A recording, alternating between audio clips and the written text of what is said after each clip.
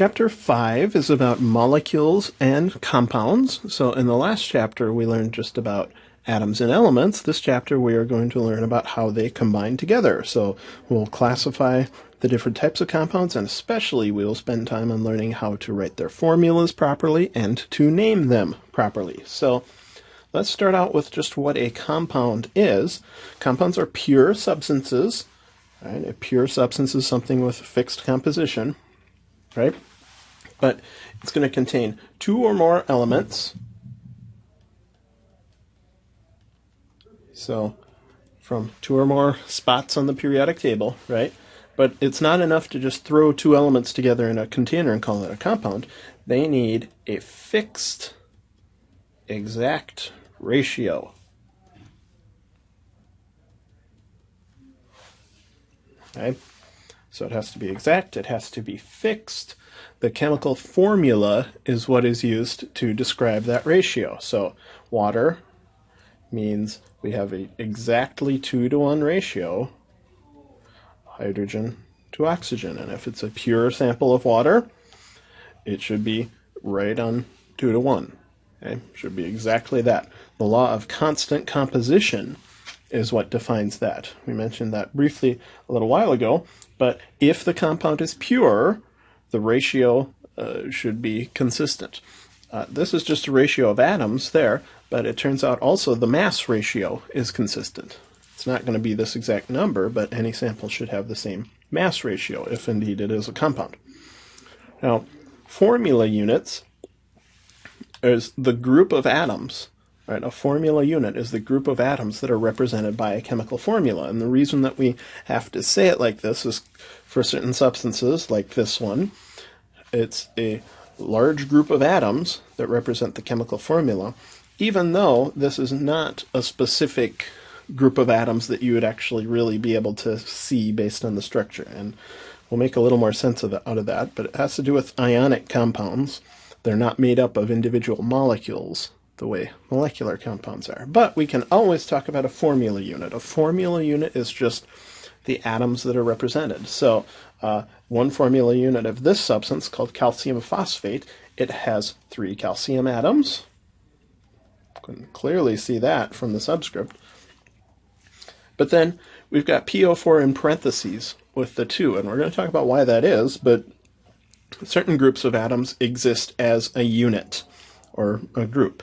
And we're going to keep those groups together as we're writing the formula. This one happens to have 2 of them. Okay? So we can just say there are 2 PO4 groups.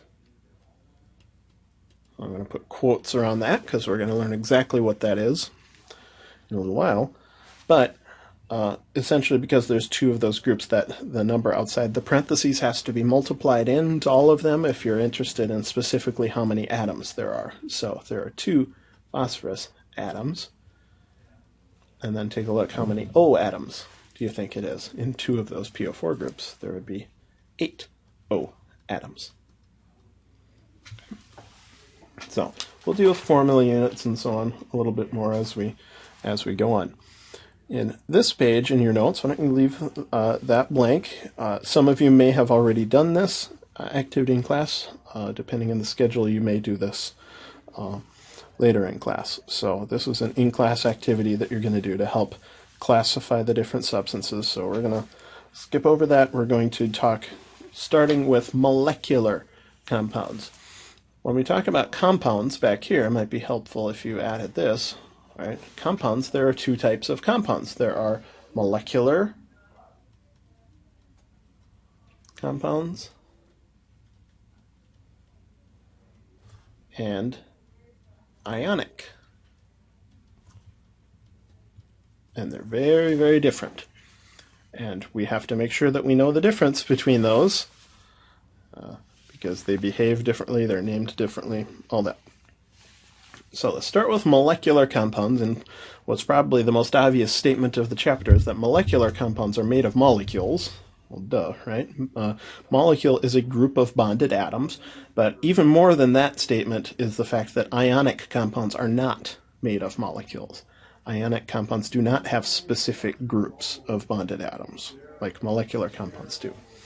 we can identify molecular compounds just based off of the formula because they contain nonmetals only.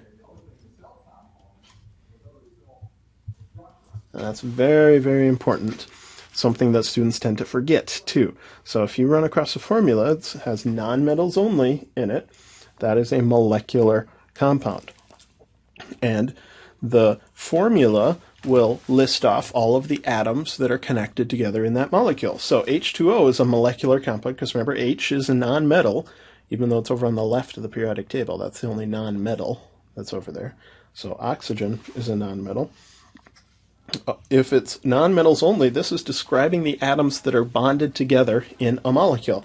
So we're going to later on in the class learn how to draw structures of molecules, but H2O is pretty simple.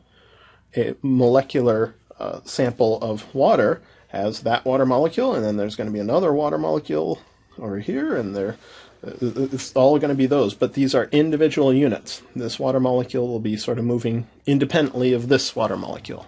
Okay, but the H, the O, the H, they're connected and behave as a unit like that. Okay. CO2 works the same way. This large formula here is a formula of sucrose, which is table sugar. But again, if you look at these numbers, C12H22O11, it's going to be a very large molecule.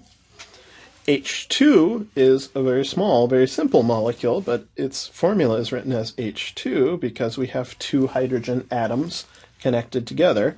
This to make an H2 molecule. Let's make sure we know these words, but that contains two H atoms.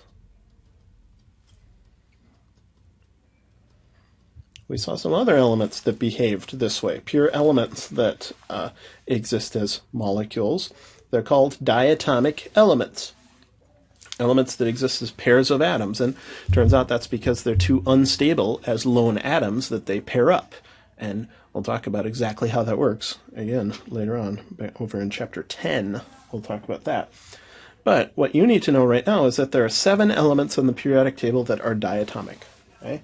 So H2 is one of them, and the other 2 are sort of all together on the periodic table, and I'm going to write them in this order, N2, O2, F2, and then I'm going to go down from there, Cl, Br, 2, and I2. Okay, and I'm going to specifically make them in that order because if I bring up a periodic table, oops, there, you'll notice here is hydrogen, H2, nitrogen, oxygen, fluorine, chlorine, bromine, iodine. When they exist as elements, they exist as pairs of atoms, and they're all together on the periodic table except for hydrogen. The great thing about this is that there are 7 diatomic elements total if you count hydrogen, and if you start with element number 7 over here, which is nitrogen, then the arrangement of them forms a shape that looks like the number 7. So it's an easy way to sort of remember that. But please memorize which elements are diatomic. Memorize these. That's going to be important because whenever any of these elements exists in its pure form, it will exist as a pair of atoms. Okay? These are just for elements. Let's say for these pure elements. Okay. Now, even though we're talking about compounds, these are elements, not compounds. The way they exist in real life is with pairs of H atoms. Okay? An H atom stuck to another H atom, or a nitrogen atom stuck to another nitrogen atom. Okay? We've made a molecule out of them that way, and we can tell if something is molecular just due to the fact that it's nonmetals only. Okay? So, know those diatomic elements. Okay? We're going to go on and talk, we'll come back to molecules a little bit later. We need to make sure that